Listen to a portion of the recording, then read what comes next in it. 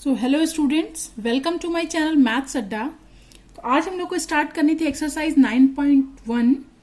ठीक है, तो देखते हैं पहला क्वेश्चन में बोला है कि the shape of the top surface of a table is a trapezium, find its area if its parallel sides are 1 metre and 1.2 metre and perpendicular distance between them is 0.08 metre. ठीक है, और ये diagram साथ में दिया हुआ है।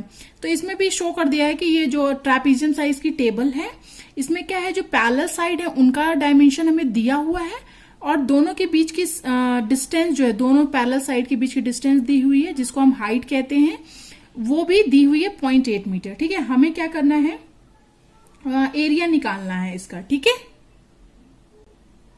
तो जैसे कि हमें पता है कि एरिया ऑफ ट्रेपीजियम का फॉर्मूला होता है हाफ हाइट और multiplied by A plus B, जो जिसमें से ए प्लस बी क्या होती है, हमारी पैरेलल साइड्स होती हैं। ठीक है, तो हमें इसमें सब कुछ दिया हुआ ही है। हाफ को 1/2 को 1/2 लिख दिया। Height means the distance between the parallel sides जो है। ठीक है, तो वो हमें यहाँ क्या दी हुई है, 0.8 मीटर दी हुई है, multiplied by A plus B. A plus B क्या है, हमारी पैरेलल साइड्स हैं जिसमें दोनों हमें दी गई हैं, तो हम दोनों का डायमेंशन यहाँ पर लिख देंगे। एक है 1, एक है 1.2 मीटर। तो ये हो गया। ठीक है, अब बस कुछ नहीं, हमें कैलकुलेट करना है और हमारा एरिया हमें मिल जाएगा। ठीक है, तो 1 + 1.2 क्या हो जाएगा, 2.2 हो जाएगा। ठीक है, अब ये 2 को यहाँ पे कैंसिल कर दो तो 1.1। अब 1.1 मल्टीप्लाइड बाई 0.8 हो जाएगा 0.88 और एरिया निकाला है तो मीटर स्क्वायर। ओके, बहुत इजी था। आई होप आप लोगों को समझ में आ गया होगा। सो स्टार्ट करेंगे सेकेंड क्वेश्चन। इसमें बोला है the area of trapezium is 34 centimetre square and the length of one of the parallel sides is 10 centimetre and it's height is 4 centimetre.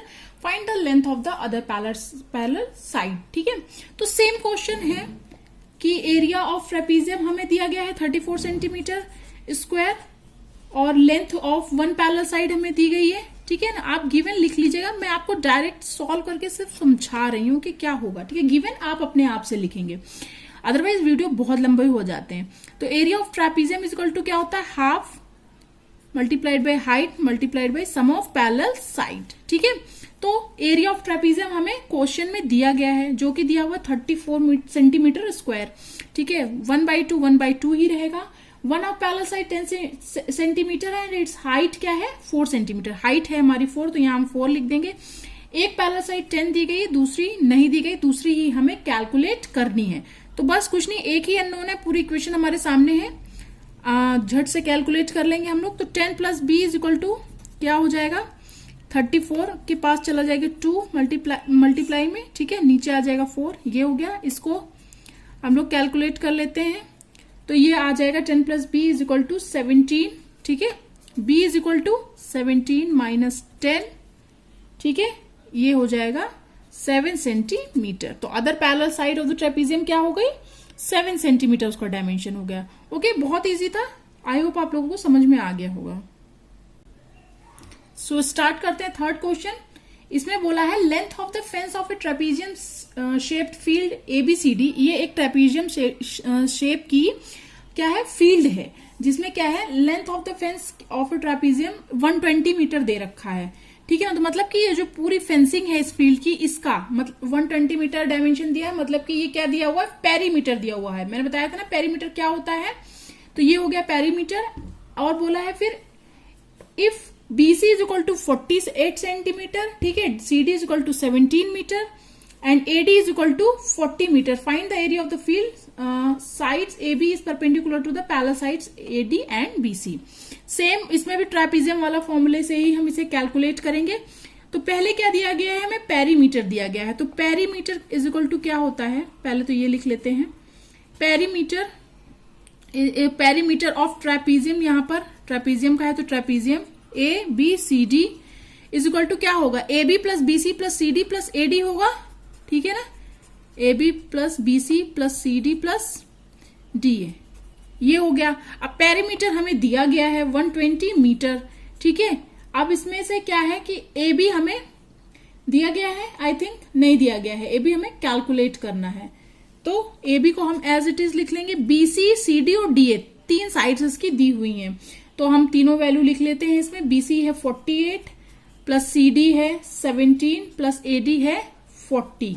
ठीक है, तो अब यहां पर क्या हो गया, AB हमारा कैलकुलेट हम यहां से कर लेंगे क्योंकि यही एक अननोन है। तो 120 माइनस इन सबका सम, मतलब 48 प्लस 17 प्लस 40, तो क्या हो जाएगा 120 माइनस 105 इनका सम आ जाएगा। और AB की वैल्यू क्या आ जाएगी, इसको सब्ट्रैक्ट करेंगे तो 15 मीटर। ठीक है, AB आ गई। अब इसमें क्वेश्चन में यह भी बोला है कि जो AB है वो क्या है, परपेंडिकुलर है दोनों पैरेलल साइड का।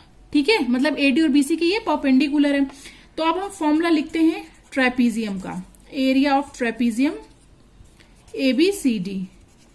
तो ये क्या है, वही फॉर्मूला जो अभी हम दो क्वेश्चन से करते आ रहे हैं, 1/2 हाइट इंटू क्या, सम ऑफ पैरेलल साइड। ठीक है, तो अब यहां पे हम रख देंगे क्योंकि हमें एरिया ही कैलकुलेट करना है ABCD फील्ड का जो ट्रेपीजियम शेप में है हमारी। तो हाइट क्या आ गई, हाइट हो जाएगी AB, क्योंकि बोला है कि ये क्या है, परपेंडिकुलर है दोनों पैरेलल साइड के, तो ये हाइट हो जाएगी हमारी। अभी हमने कैलकुलेट किया 15 मीटर, और A प्लस बी हमें दिया हुआ है, मतलब A प्लस बी मतलब parallel side BC plus AD, तो वो हमें उसकी वैल्यू दी गई है। तो ये क्या दी गई है, 40 प्लस 48।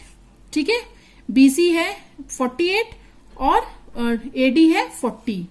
ठीक है, तो अब बस हमें इसे कैलकुलेट करना है। 15 इंटू इनका सम आ जाएगा 88, ये हो जाएगा 44, 2 से जब ये डिवाइड होगा, और 15 मल्टीप्लाइड बाई 44 हो जाएगा 660 मीटर स्क्वायर, जो क्या है, एरिया ऑफ द ट्रेपीजियम है। ठीक है, ये भी बहुत इजी था, बस थोड़ा सा इसको लेंदी कर दिया। आई होप आप लोगों को समझ में आ गया होगा। सो स्टार्ट करते हैं फोर्थ क्वेश्चन। इसमें हमें ये डायग्राम दिया गया है जो मैंने बना दिया है शीट पे, और को बोला है कि the diagonal of a coordinator shaped field is 24 metre. ये डायगोनल जो है इसका वो क्या है, 24 मीटर का, and the perpendicular dropped on it from the remaining opposite vertices are 8 metre, ये 8 मीटर वर्टेक्स, और ये वाला 13 मीटर है। ठीक है ना, find the area of the field. तो हमें क्या करना है, इसका एरिया फाइंड करना है। ठीक है, तो हमको पता है कि इसमें क्या दिया गया है, लेंथ ऑफ द डायगोनल दिया गया है हमें, ये 24 मीटर, जो कि पहले ही बताया है इसमें क्वेश्चन में। सबसे पहले लेंथ ऑफ द डायगोनल क्या है, 24 मीटर। ठीक है, तो जिसको हमने क्या मान लिया, D मान लिया है। ठीक है ना, और फिर जो परपेंडिकुलर दिए गए length of the perpendicular H1 and H2 हम इसको मान रहे हैं, ये H1 H2 from opposite vertices of the diagonal are 8 metre, H1 H2 13 metre. ये क्या है, अपोजिट वर्टिसेस से क्या है, ड्रॉ किए गए परपेंडिकुलर, इनको हमने H1 H2 मान लिया है, डायगोनल को D। ठीक है ना, अब एरिया ऑफ क्वाड्रिलेटरल क्या होता है, हमें यहाँ पे कैलकुलेट भी एरिया ऑफ क्वाड्रिलेटरल ही करना है। ठीक है ना, एरिया ऑफ क्वाड्रिलेटर का फॉर्मूला होता है half D H1 plus H2। ठीक है, तो यहाँ पे बस हमें क्या करना है, वैल्यू रखनी है। D की वैल्यू 24 मीटर तो डायगोनल है। ठीक है ना, H1 H2 क्या है, 8 प्लस 13 दिए हुआ है, इसको हम यहाँ सम कर देंगे, और बस अब हमें क्या करना है, इसे कैलकुलेट ही करना है। तो 8 प्लस 13 क्या आ जाएगा, 21 आ जाएगा, और ये कैंसिल करेंगे, 2 12 से 24, और जब 12 और 21 को मल्टीप्लाई करेंगे तो 252 मीटर स्क्वायर। ये क्या हो जाएगा हमारा एरिया ऑफ द क्वाड्रिलेटरल। ठीक है ना, कुछ भी नहीं था, सब कुछ गिवन था, फॉर्मूला लिखा, उसमें वैल्यू पुट करी और हमारा आंसर आ गया। आई होप आप लोगों को समझ में आ गया होगा ये भी। तो फिफ्थ क्वेश्चन स्टार्ट करते हैं। इसमें बोला the diagonals of a rhombus are 7.5 centimetre and 12 centimetre, find its area. ठीक है ना, तो क्या है, उस रोम्बस के दोनों डायगोनल का मेजरमेंट हमें दिया गया, हमें एरिया कैलकुलेट करना है बस। ठीक है ना, तो एरिया ऑफ रोम्बस का फॉर्मूला होता है हाफ, मतलब 1/2 प्रोडक्ट ऑफ इट्स डायगोनल, यही इसका फॉर्मूला होता है। ये आप लोग याद कर लीजिएगा, अदरवाइज आप लोग को याद ही होगा प्रीवियस क्लासेस से।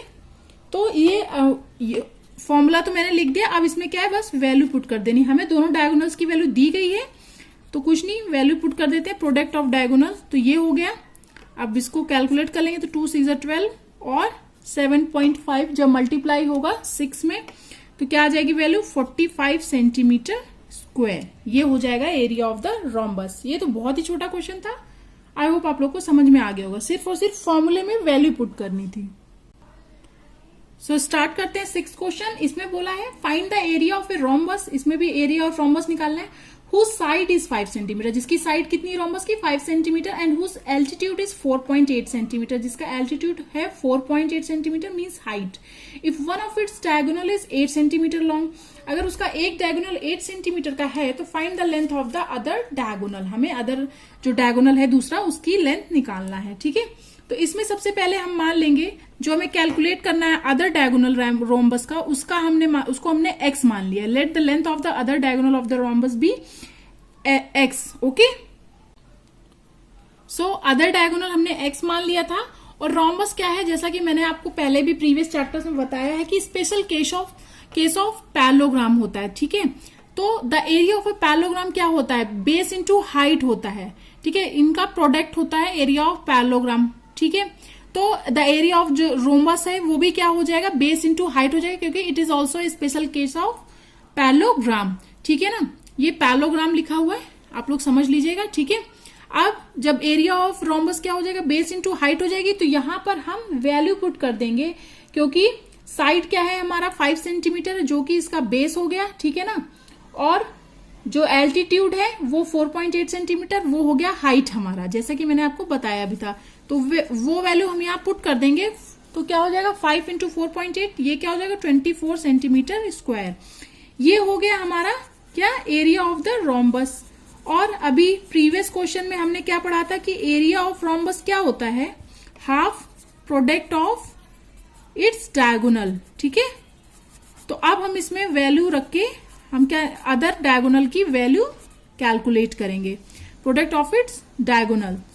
ठीक है, तो सारी वैल्यूज यहां पे हम पुट कर देते हैं। 24 हमारा एरिया ऑफ रोम्बस जो हमने अभी कैलकुलेट किया, 1/2 मल्टीप्लाइड बाई दोनों डायगोनल्स का मल्टीप्लीकेशन। तो एक डायगोनल तो हमें क्वेश्चन में 8 दिया हुआ है, दूसरे को हमने x लेट किया है जो हमें कैलकुलेट करना है। ठीक है ना, अब यहाँ पर एक ही अननोन है तो आ जाएगा हमारा इजीली, ये ऊपर चला जाएगा 24 के पास 2 और 8 आ जाएगा नीचे। इससे हमारा क्या कैलकुलेट हो जाएगा, अदर डायगोनल की वैल्यू, तो ये आ जाएगा 6 सेंटीमीटर। ठीक है, आई होप आप लोग को समझ में आ गया होगा। बस कुछ नहीं, दोनों फॉर्मूले दिमाग में रखने, आपको आ जाएगा आंसर। सो आई होप आप लोगों को यहां तक सारे क्वेश्चन समझ में आ गए होंगे अच्छे से। नेक्स्ट जो जितने भी क्वेश्चन इस एक्सरसाइज के बचे हैं नेक्स्ट वीडियो में करेंगे, अदरवाइज वीडियो बहुत ज्यादा लंबा हो जाता है और अपलोड करने में भी बहुत ज्यादा प्रॉब्लम होती है। तो अगर आपको इस एक्सरसाइज के क्वेश्चन समझ में आ गए हैं मेरे, और अगर आप मेरे वीडियो से पढ़ रहे हैं, आपको लग रहा है कि हाँ मुझे समझ में आ रहा है, तो प्लीज वीडियोस को लाइक करिए, चैनल को सब्सक्राइब जरूर करिए और बेल आइकन को भी हिट करके रखिए, जिससे कि अपकमिंग वीडियोस के अपडेट आप लोगों को मिलते रहे। और अगर आपका कोई फ्रेंड और रिलेटिव 8th क्लास में है तो उसके साथ भी शेयर करिए। तब तक के लिए थैंक यू फॉर वॉचिंग।